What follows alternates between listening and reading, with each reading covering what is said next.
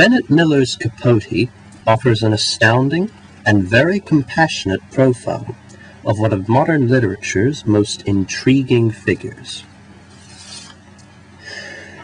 Introduced as a flamboyant man celebrating the success of his latest novel, Truman Capote, played by Philip Seymour Hoffman, suddenly finds an interest in the 1959 murder of a small-town Kansas family. Joined by childhood friend Harper Lee, played by Catherine Keener, Capote sets out to investigate these killings for a revolutionary new book titled In Cold Blood.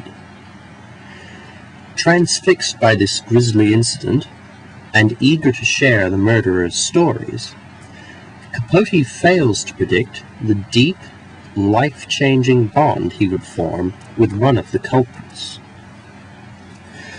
To say that Hoffman simply portrays Capote would do slim justice to the heart and conviction with which he brings this man to life. A better term for Hoffman's rare starring role would be inhabits, as the actor essentially becomes Capote in every scene of Miller's film. Beyond his close resemblance to the author, Hoffman's lisping speech and eccentric style closely mimic the public persona for which Capote is remembered. And these quirks and mannerisms are channeled through many guises, all of which are utterly convincing. The relationship between Capote and the criminals is presented, admittedly, as underdeveloped. Few reasons are explicitly given for his brotherly attachment with murderer Perry Smith, Clifton Collins Jr., aside from a shared general feeling of detachment from society. But this lack of explanation actually allows for a more humane portrait of Capote than would otherwise have been possible.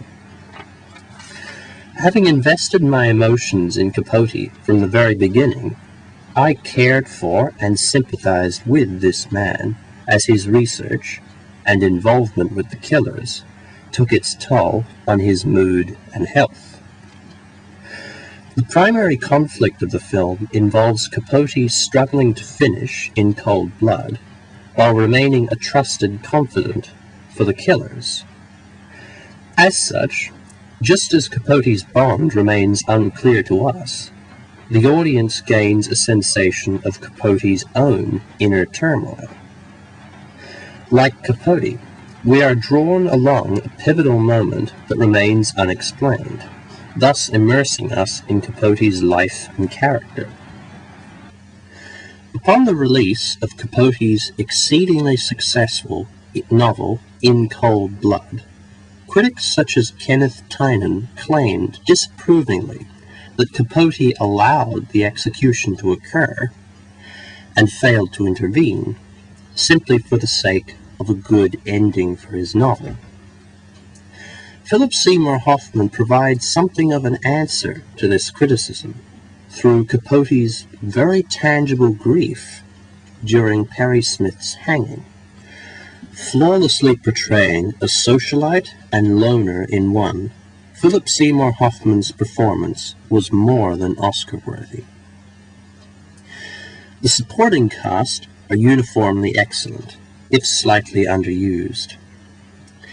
Catherine Keener, as To Kill a Mockingbird author Harper Lee, stands as a kind pillar of stability in what would become the self-destructive end stage of Capote's life. Chris Cooper offers a similar service as Detective Alvin Dewey, a man who proves understandably less supportive of Capote's journey. And Clifton Collins Jr. projects the alternate self many believe Capote saw in the convicted Perry Smith. As Smith, Collins contributes a hardened, grittier reflection of Capote that may at least partially explain their connection. Meanwhile, The cinematography is elegant. The score is sparse, but suitably brooding. And the time frame of the early 1960s is recreated down to the most minute of details.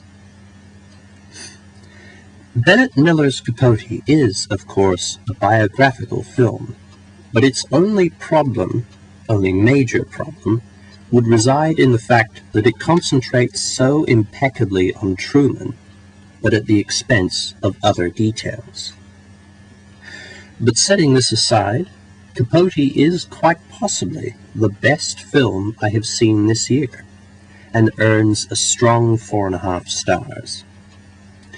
In fact, I challenge you to name a better film of its kind released around the 2005 awards season. Once again, thank you for watching. I believe I will be reviewing next an obscure science fiction film called Immortal for my next video. I only just borrowed the film yesterday and hadn't known it existed until then, but I can tell you now that it is a simply marvelous movie. I would recommend it to you, but I suppose I'll leave that for the video.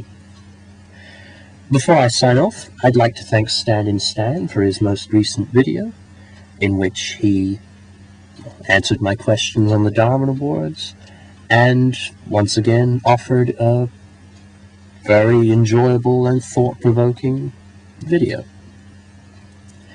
Thanks again, and goodbye.